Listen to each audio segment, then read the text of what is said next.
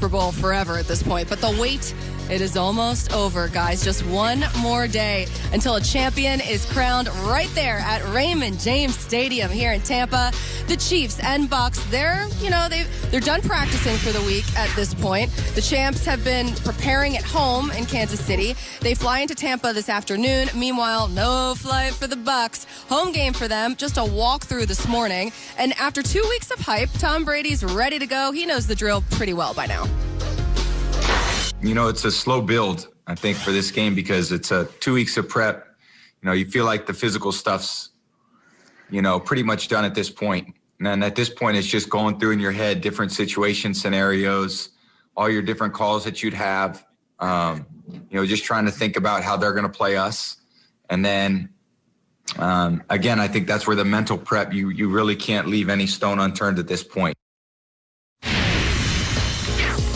So the Bucs offense doesn't get as many headlines as the Chiefs, but maybe they should. Since Week 10, Tampa leads the league in points. They're second in yards and third in third down conversions. Now, D-Hall, Brady's been sacked just 5 times in 3 playoff games. So how under pressure will Brady be tomorrow?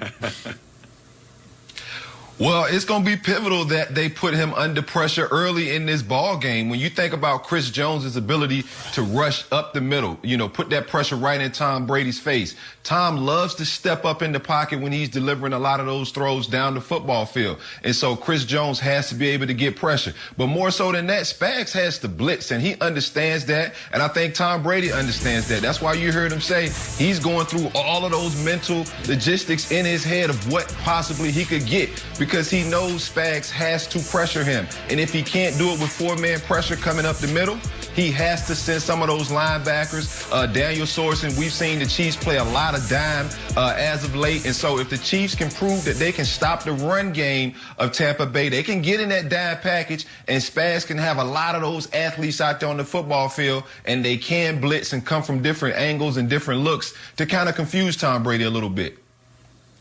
Yeah, D-Hall, you talk about, getting pressure on Tom Brady, and I really think Bruce Arians and Byron Leftwich understands what the identity of this team, Tampa Bay Buccaneers, needs to be, and that's leaning on defensive linemen. That's leaning on defenses and running the football with Ronald Jones and Leonard Fournette. Now, Ronald Jones was the lead back all season, averaged over 5 yards per carry. But in the playoffs, Leonard Fournette has been the guy with the juice. He's averaging over 4 yards a carry. You talk about that dime package that the Kansas City Chiefs love to run and blitzing to create pressure on Tom Brady.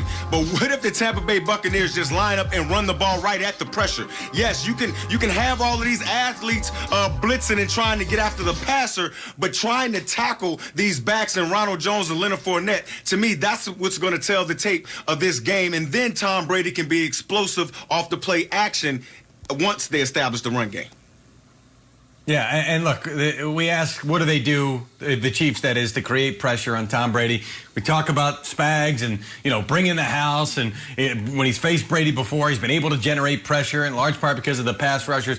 I don't think we give enough credit to what he does and what his defensive backs have done on the back end to cover things up long enough to get the pressure home to Tom Brady. They're going to have to do that in this game because there are weapons on this Buccaneers offense that they're going to have to cover. So these D-backs, who are not the biggest names outside of Tyrann Mathieu, are going to have to show up and play. I'll give credit to one of them. Charvarius Ward is a guy that we probably haven't given enough credit to, according to the folks in Kansas City that I've spoken to.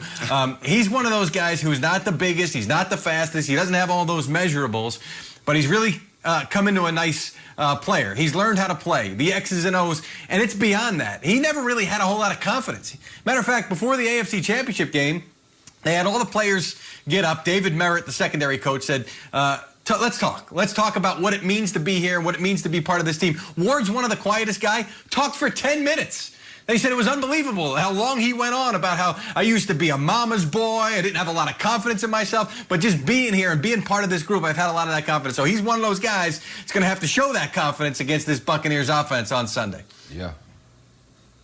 That's a great story, Mike. And also, it brings me perfectly to my next point here, because I'm going to give a little love here to L'Jarius Sneed. Now, the rookie, he's been really, really good these past few weeks, and I feel like he's not on a lot of people's radar because he was hurt for 7 games this season. So he didn't really get a chance to show what he could do earlier in the year. But now Spags has been using more DBs more often here and down the stretch, and L'Jarius Sneed has been really popping off the screen. And not only is he good in coverage, the fact that he missed 7 games, that he's still tied for second on the team in passes defense, but he also has 4 sacks in his last 4 games. So this is a guy that I think could play a huge role, especially in the red zone against those tight ends. And, you know, my dad always told me to differentiate between wants and needs in life. And Dad, the need for Sneed, it's real. So this is definitely a need for me. It's a need for the Chiefs, and we'll see if it comes through for sure. All right, so we mentioned the Chiefs still in Kansas City at this point. I can't believe shout out, Dad. I can't believe I beat the Chiefs here to Tampa Bay. It's kind of crazy. Making their way, though, to Tampa this afternoon, and we'll be with them every single step of the way. In fact, we've got live reporters following both teams this morning. Randy Moss at Arrowhead, while James Palmer is at the Bucs Hotel in Tampa. Good morning, gentlemen. Randy, I'm going to start with you. What is the latest? I see that you are still in Arrowhead. No snow. You've really weathered the storms there. It's a little cold out here right now, but it could be a lot worse, although we wish we were in Tampa, obviously, with the weather. What happens here today is that the Chiefs will have a brief walkthrough, and then they'll hop on the flight to Tampa sometime in the early afternoon. Their major preparation was done yesterday with practice. It was a brisk weather yesterday as well. The main highlights for practice yesterday, number one, it was said to be a very enthusiastic practice. More importantly, Sammy Watkins and Le'Veon Bell were back to being full participants. Watkins is listed as questionable, but Reed said he looked good, and he expects him to play. Demarcus Robinson was also back at practice yesterday. He'd been out all week on the COVID-19 list due to contact tracing. Now, because the Chiefs have been here all week, Andy Reid said they've been able to use pretty much the same itinerary and schedule that he uses during the regular season for a Sunday night game on the road. Most recently, Week 11, very similar circumstances. The Chiefs were coming off a bye. They flew on Sunday to Las Vegas to take on the Raiders. Sunday night, they won that game 35-31. Now to James. I'm going to take you guys all the way back to training camp, where I had a conversation with Bucs cornerback Sean Murphy-Bunting, who told me in one of the earliest practices during camp, he was coming on a blitz. Nobody saw him coming. And then at the last second,